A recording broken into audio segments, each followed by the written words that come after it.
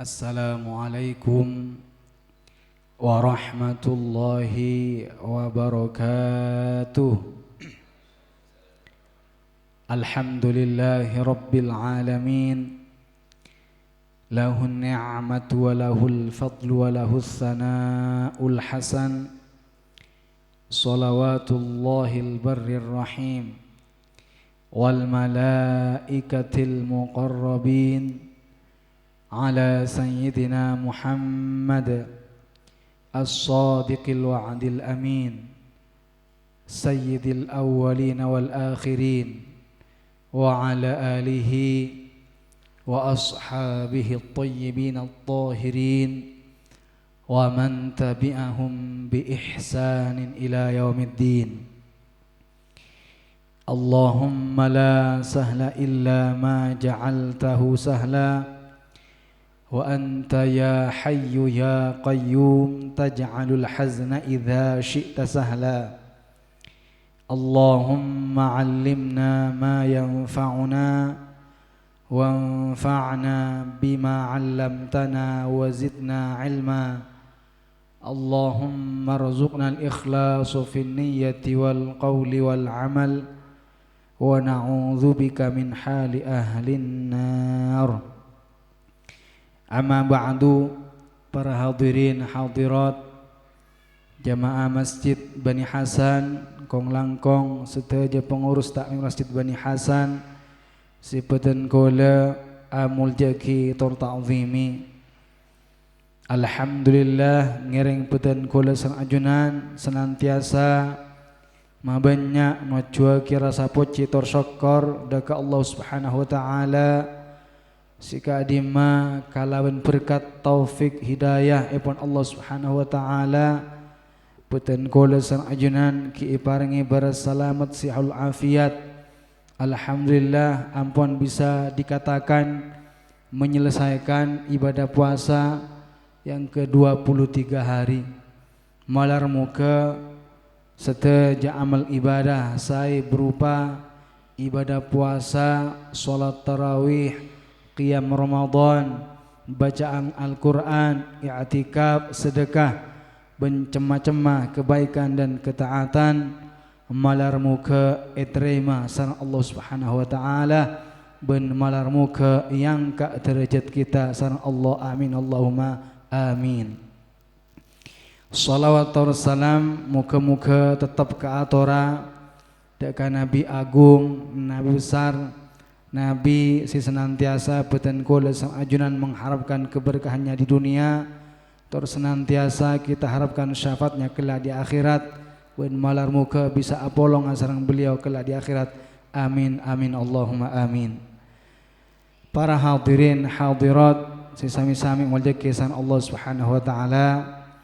Mari kita sebelum membahas lebih lanjut kajian menjelang buka puasa hari ini, alangkah baiknya kita sama-sama meluruskan niat, menata niat semata-mata tidaklah kita berkumpul di tempat ini, di tempat yang barokah ini, di tempat yang Allah muliakan ini, tiada lain kita hanya mengharap ridha, pahala, rahmat dari Allah Subhanahu wa taala semata. Yang pertama, yang kedua juga mengingatkan kepada hadirin sedaya si ampun hadir mumpung bodek di masjid sekaligus jak lupa niat iktikaf lillahi taala. Para Rabu, hendaknya kita senantiasa bersyukur atas nikmat yang telah Allah anugerahkan kepada kita. Nikmat diantaranya adalah nikmat kita oleh Allah dijadikan sebagai min ummati Muhammad, sebagai umat Muhammad, sebagai umat Nabi yang teragung. Kenapa harus demikian? Karena banyak sekali beberapa keistimewaan, beberapa kekhususan yang Allah anugerahkan, Allah limpahkan kepada umat Muhammad yang belum pernah diberikan kepada umat-umat Nabi yang lain. Apa di antaranya? Di antaranya adalah kalau kita sebagai umat Muhammad bebas di mana saja kita sholat. Sholat di rumah silahkan, sholat di musola silahkan sholat di pasar, silahkan sholat di pinggir laut, silahkan sholat di pinggir jalan, silahkan, yang penting tempatnya suci. Karena memang Rasulullah mengatakan, wa ju'ilat liyal ardu masjidan tahura, telah dijadikan untukku dan untuk umatnya tentunya bumi ini sebagai apa? Masjidan, tempat sholat, karena tempatnya suci. Nah, beda dengan umat-umat Nabi yang terdahulu. Kalau umat-umat Nabi yang dulu kalau sholat tidak bisa sembarangan. Ada tempat-tempat khusus, ada tempat-tempat tertentu di mana mereka tidak bisa sholat kecuali di tempat-tempat tertentu tersebut.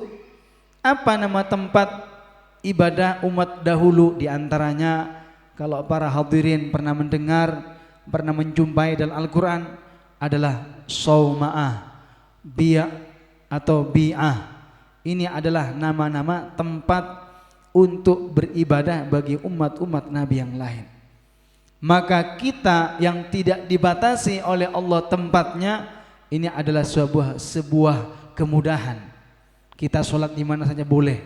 Sedangkan kalau zaman dulu, umat-umat dahulu ada kesulitan. Iya, kalau tempat yang dikhususkan untuk sholat dekat dengan orang tersebut, kalau jauh ini kan menyulitkan. Nah, maka kita Allah berikan kebebasan, kemudahan dalam melaksanakan ibadah berupa sholat. Bahkan ulama mengatakan aisarus syara'i syariatu Sayyidina Muhammad. Ulama mengatakan syariat yang paling mudah, syariat yang paling gampang adalah syariat Nabi Muhammad. Buktinya tayamum. Dulu umat-umat Nabi sebelum Nabi Muhammad, ketika mereka hendak sholat, ketika hendak melaksanakan ibadah yang butuh dalam keadaan suci, lalu tidak mendapatkan air, apa yang mereka lakukan? Tawaqafu, mereka berhenti. Tapi alhamdulillah dalam syariat Nabi Muhammad tidak demikian.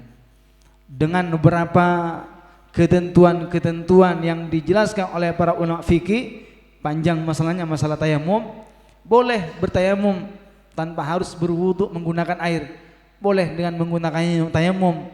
Karena sakitkah atau karena memang tidak mendapat air, dengan ketentuan yang telah dijelaskan tentunya oleh para fuqaha dalam kitab-kitab mereka.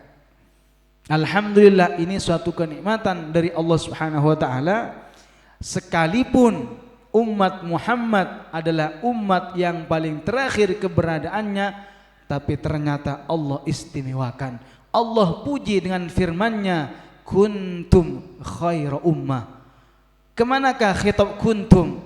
Apakah kepada umat Nabi Adam? Tidak.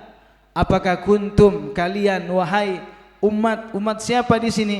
Umat Muhammad. Kuntum khaira ummah, kalian wahai umat Muhammad khaira ummah, merupakan umat terbaik. Ukhrijat linnasi ta'muruna bil ma'rufi wa tanhauna 'anil munkar. Kalian datang untuk manusia, menyeru kepada umat manusia, mengajak kepada al-ma'ruf, bi'ada'il wajibat, melaksanakan kewajiban, wa tanhauna 'anil munkar, serta mencegah daripada kemungkaran, melarang daripada kemaksiatan. Maka alhamdulillah, sekalipun kita ini para jamaah, para hadirin hadirat menjadi umat yang paling terakhir, tapi Allah istimewakan dengan berbagai macam keistimewaan. Di antaranya, sekalipun berada paling akhir, tapi masuk surga didahulukan daripada umat-umat Nabi yang lain. Rasulullah sallallahu alaihi wasallam bersabda, yang artinya sesungguhnya Allah Ta'ala itu melarang para nabi masuk ke dalam surga sebelum saya masuk ke dalam surga.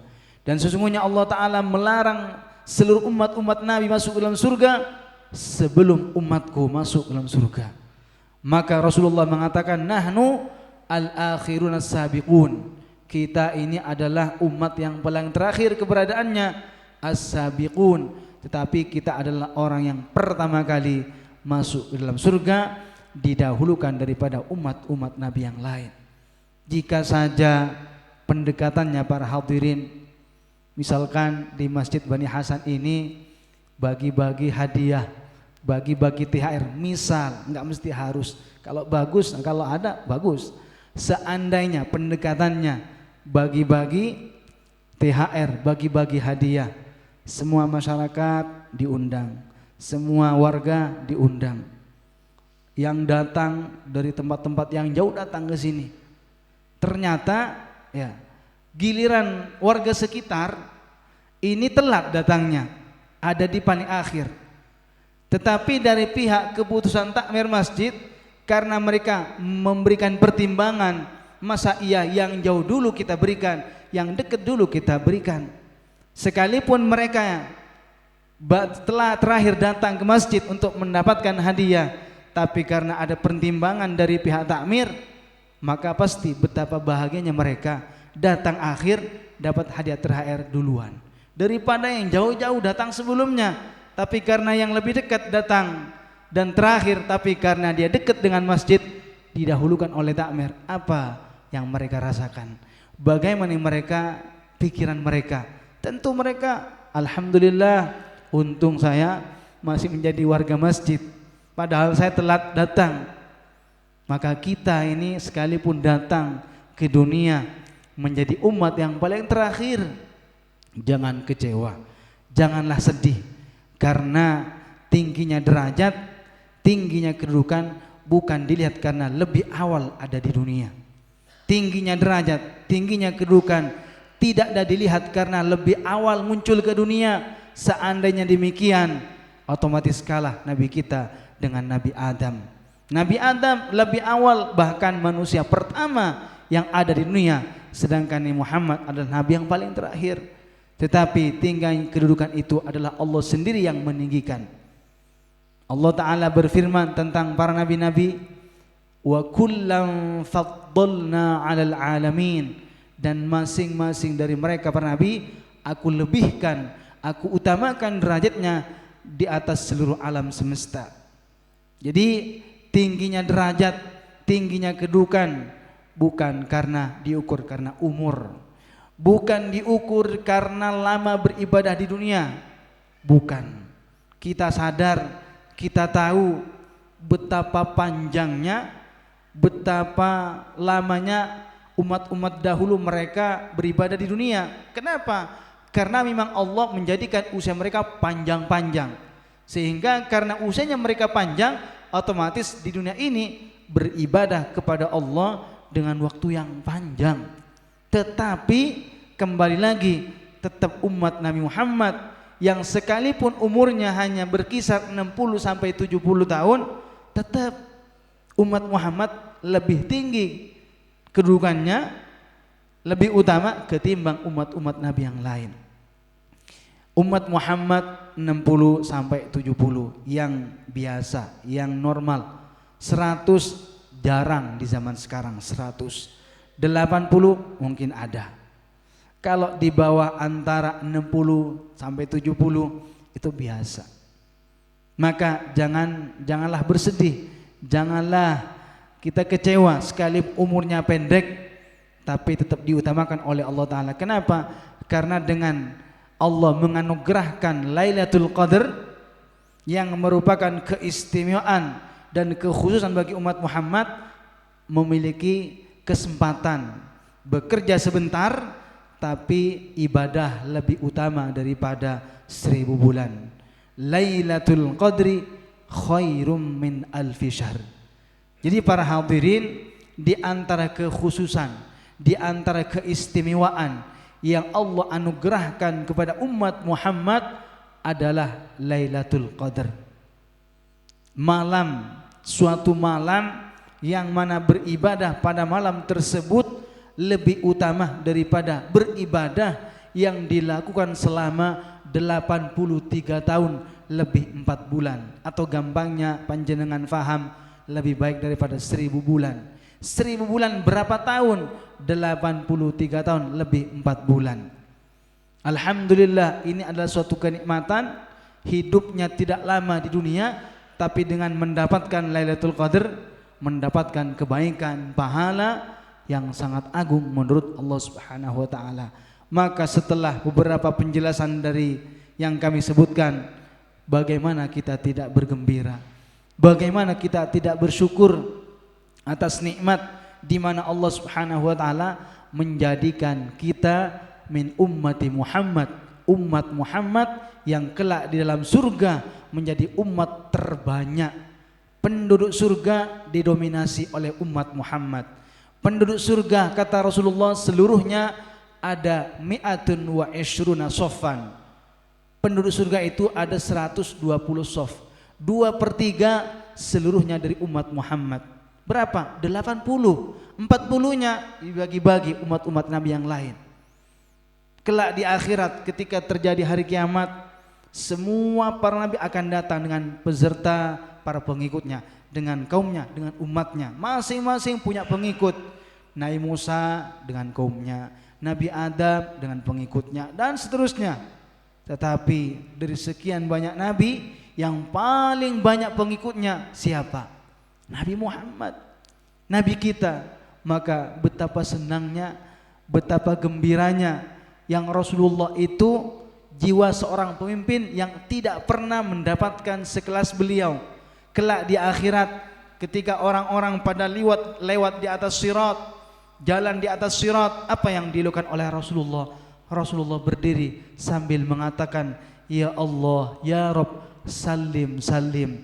Ya Rabb, ya Tuhanku, selamatkanlah, selamatkanlah. Dikala saat orang-orang semua memikirkan bagaimana keselamatan dirinya masing-masing, tidak memikirkan ayahnya, tidak mikir anaknya, tidak mikir kawannya, yang difikirkan adalah bagaimana keselamatan dirinya, tapi tidak dengan Rasulullah. Yang difikirkan adalah keselamatan umatnya, keselamatan kita. Maka setelah kita tahu penjelasan bagaimana doanya Rasulullah untuk umatnya, apakah kita tidak merindu? Apakah kita tidak cinta kepada Rasulullah, yang kecintaan Rasulullah kepada umatnya melebihi cinta orang tua kita sendiri kepada diri kita? Cintanya Rasulullah kepada umatnya, cintanya Rasulullah kepada kita, kesayangan Rasulullah kepada umatnya melebihi kasih sayang dan rasa cinta orang tua kita kepada diri kita. Kenapa demikian? Karena kelak di akhirat semua akan berpikir bagaimana diriku.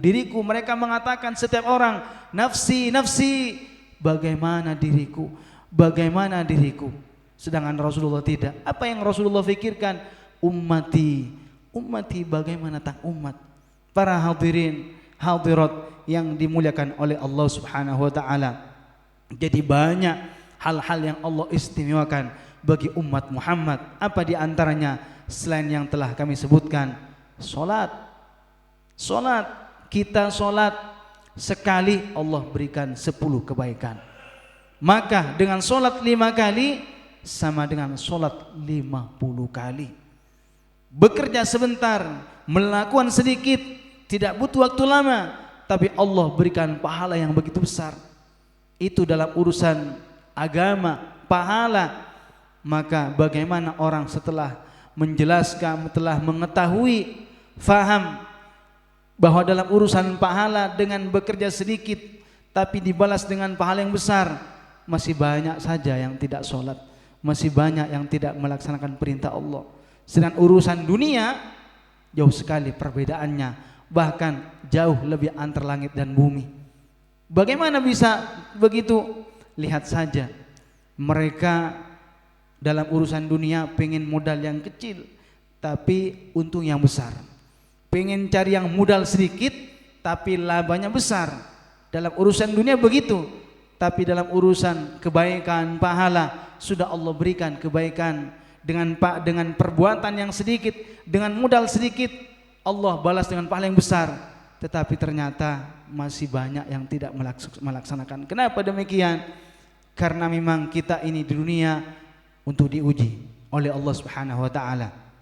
Kita diberikan kehidupan oleh Allah Subhanahu wa taala di dunia ini tidak lain hanyalah untuk diuji. Ayyukum ahsanu amala, alladzi khalaqal mauta wal hayata liyabluwakum ayyukum ahsanu amala.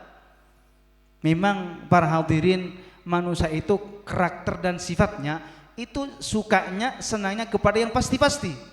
Bekerja 1 bulan langsung kelihatan gajinya 3 juta. Kerja 1 tahun bahkan penghasilnya bisa miliaran, nampak terlihat. Tapi kalau kita sholat, setiap hari kita sholat, setiap hari kita bersedekah, berpuasa dan berbagai macam kebaikan yang lainnya, apa yang kita rasakan?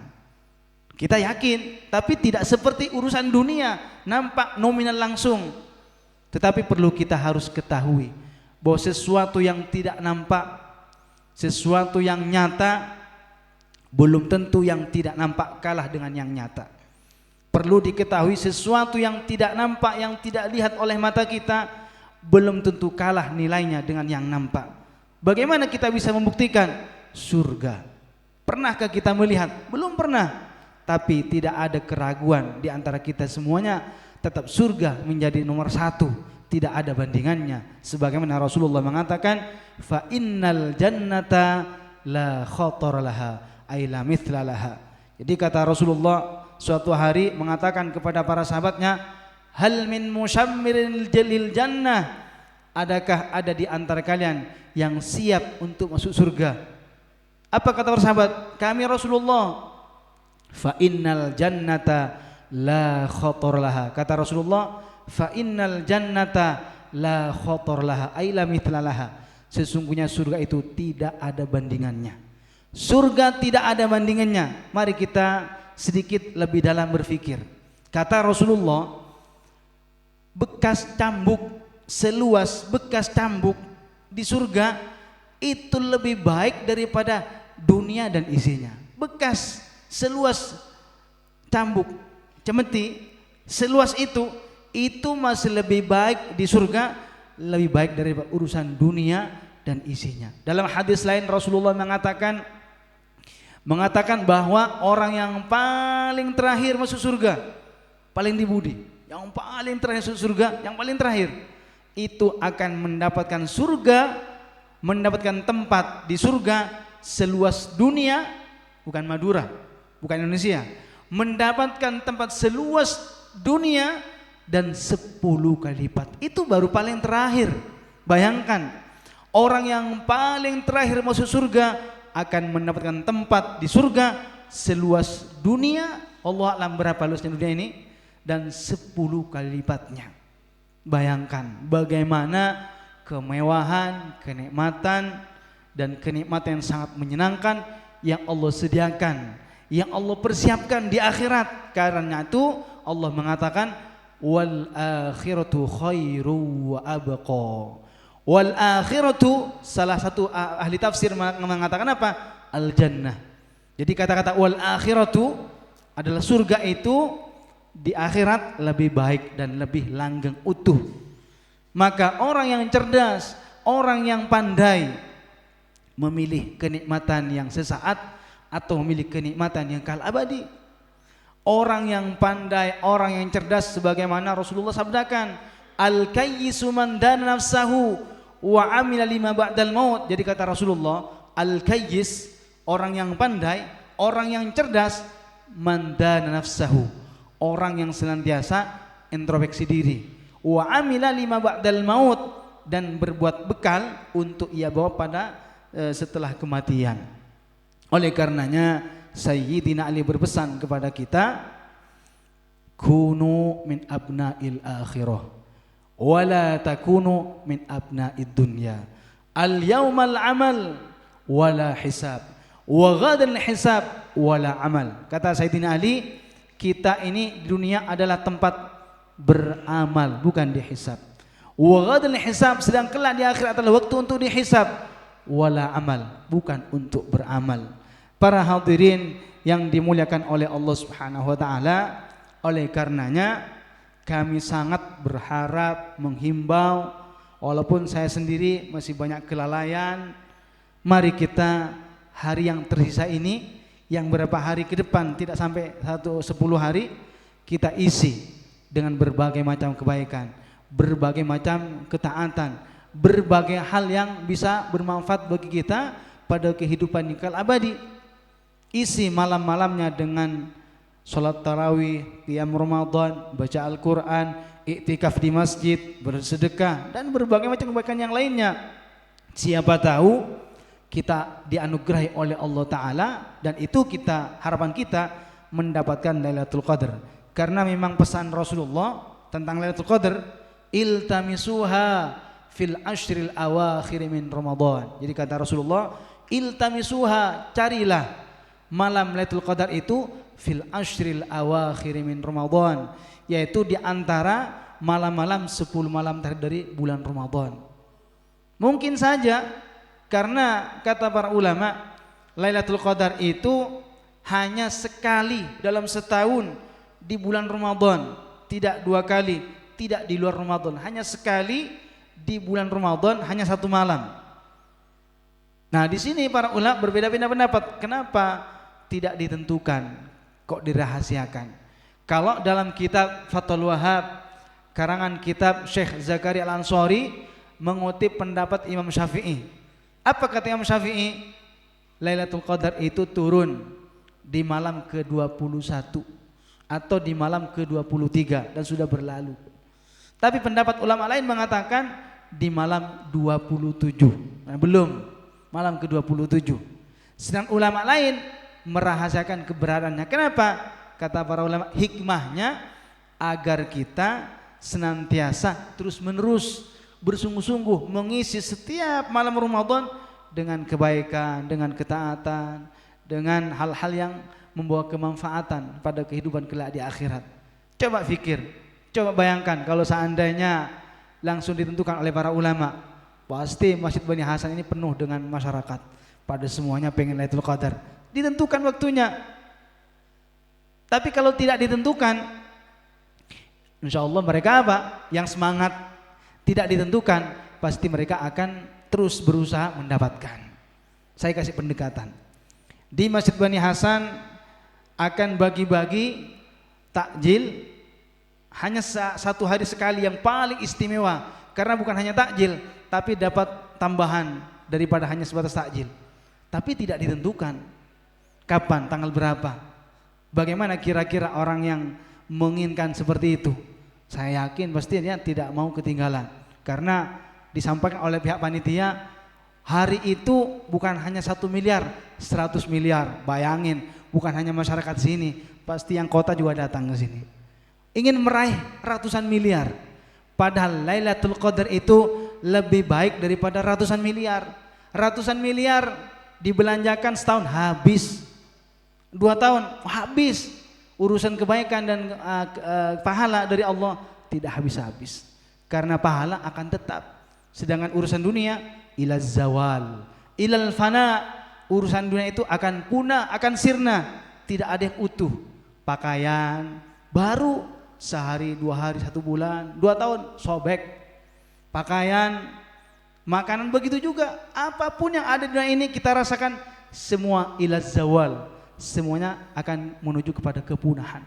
Maka sebagai orang yang pandai, orang yang pintar, kita akan memilih nikmat yang sesaat atau nikmat yang kekal abadi. Pasti kita akan mendapatkan nikmat yang kekal abadi, yaitu nikmat surga. Bagaimana itu terlaksana? Apakah hanya sebatas kita gapai dengan harapan, hayalan? Tidak mungkin.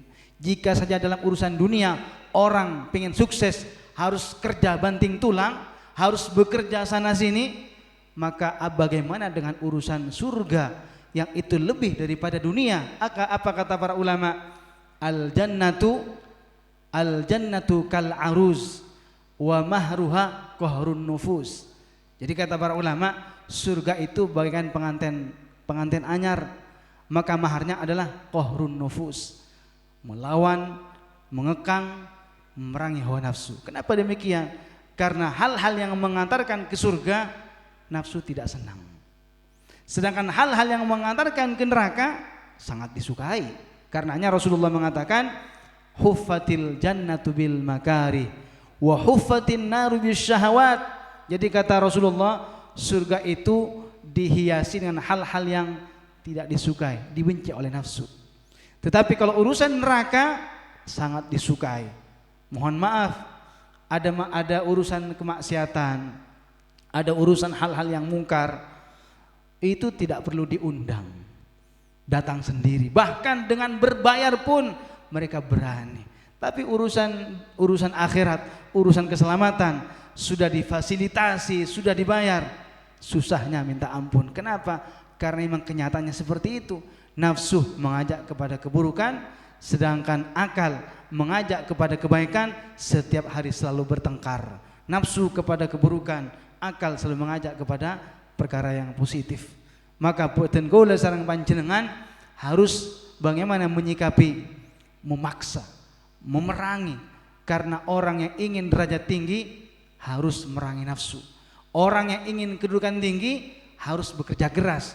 Tidak hanya cukup dengan hayalan, dengan harapan, karena surga itu tidak ada bandingannya, tidak bisa dibeli dengan harta apapun.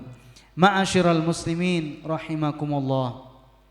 Kemudian di malam turunnya Lailatul Qadar, semua para malaikat turun dari langit memenuhi lapisan bumi. Dan inilah makna firman Allah, tanazzalul malaikatu warruhu fiha biizni rabbihim min kulli amr. Malam itu para malaikat turun dan malaikat Jibril dengan izin Tuhannya untuk mengurus segala urusan di dunia. Setiap para malaikat yang ada di atas langit turun semuanya untuk mendoakan dan memberikan salam kepada setiap orang yang menghidupkan malam Lailatul Qadar dengan kebaikan dan ketaatan. Jadi yang turun malaikat, karena langit adalah tempat bagi para malaikat, sebagaimana bumi tempat bagi manusia dan binatang. Allah Subhanahu wa taala menjadikan langit maskanan lil malaikah wa ja'alal arda maskanan lil insi wal jin. Allah taala menjadikan langit sebagai tempat tinggal bagi para malaikat, sebagaimana Allah menjadikan bumi tempat tinggal bagi manusia dan jin. Allah menjadikan langit tidak butuh kepada langit. Allah menciptakan arsy juga tidak butuh kepada arsy. Allah Ta'ala menciptakan bumi, maka Allah juga tidak butuh kepada bumi. Sebagaimana Allah tidak butuh kepada langit, juga Allah tidak butuh kepada bumi. Kenapa? Dua-duanya sama-sama makhluk. Langit makhluk, bumi makhluk. Maka mustahil jika diyakini Allah itu ada di langit, itu berseberangan, itu bertentangan, itu mendustakan firman Allah, laisa kamitslihi syai'. Allah tidak menyerupai sesuatu pun dari makhluknya. Adapun firman Allah, Ar-Rahmanu 'ala arsyistawa, ayat 11 dari surat Thaha, Allah berfirman, Ar-Rahmanu 'ala arsyistawa. Istawa di sini maknanya adalah qahara wa hafidha wa abqa. Allah yang menetapkan arsy ada pada tempatnya. Allah yang menjaga arsy sehingga tidak jatuh ke bawah. Maknanya Ar-Rahmanu 'ala arsyistawa, Allah menguasai arsy.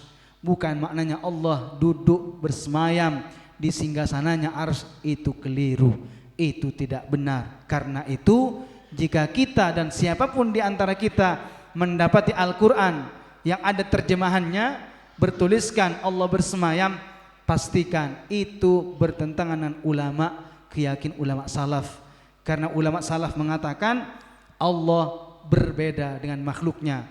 Al-Imam Abu Hanifah mengatakan dalam kitabnya Al-Fiqhul Akbar, anna yushbihul khaliqu makhluqahu. Allah mustahil menyerupai makhluknya. Jadi yang turun malaikat, bukan Allah. Allah tidak turun, Allah tidak boleh disifati dengan turun. Kenapa? Yang namanya naik, turun, berpindah, bergerak, diam, itu makhluk. Sedangkan Allah Subhanahu wa taala bukan makhluk. Allah taala itu adalah pencipta. Sedangkan pencipta itu mustahil sama dengan makhluknya. Oleh karenanya Dhunnun al-Misri, Thawban ibn Ibrahim dan juga Ahmad ibn Hanbal mengatakan, mahma tasawwarta bibalika fallahu bi khilafi dzalika. Apapun yang terlintas di benakmu tentang Allah, maka bukan itu, bukan Allah itu di lintasan tersebut.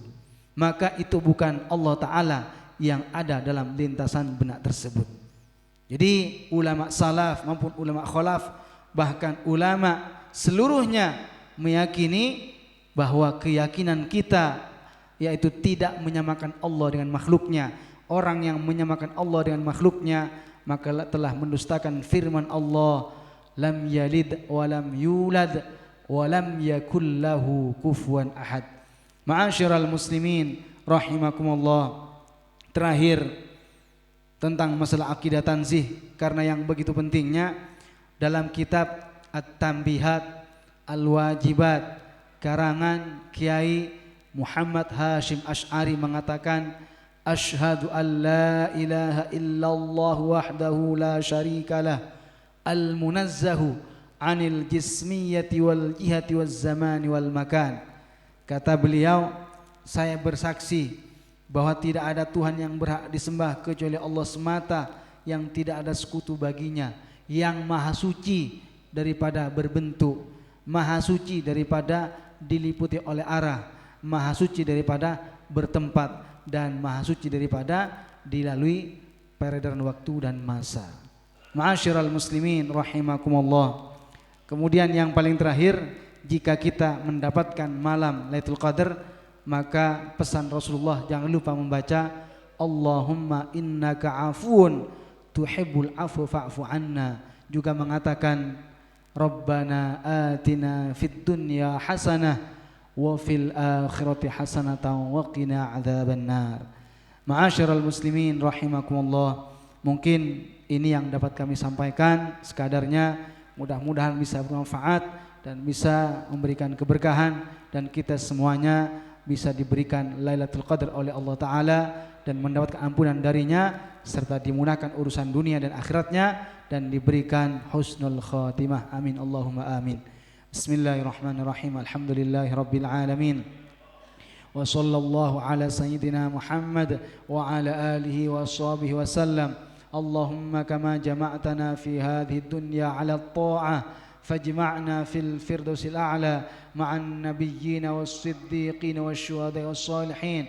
Allahumma akrimna bi ru'yati lailatul qadr fi hadha syahril mubarak bi rahmatika ya arhamar rahimin. Allahumma a'inna 'alal qiyam was-siyam wa silatul arham ya arhamar rahimin. Allahumma inna la naqwa 'ala narid dunya fajannibna min naril akhirah. Allahumma arhamna fawqal ardi wa tahtal ardi wa yawmal ardi ya akramal akramin. Rabbana atina fid dunya hasanah wa fil akhirati hasanatan wa qina adzaban nar wa qina adzaban nar wa qina adzaban nar. Subhana rabbika rabbil izzati amma yasifun wa salamun alal mursalin walhamdulillahi rabbil alamin. Wallahul muwaffiq ila aqwamit thariq. Assalamualaikum warahmatullahi wabarakatuh.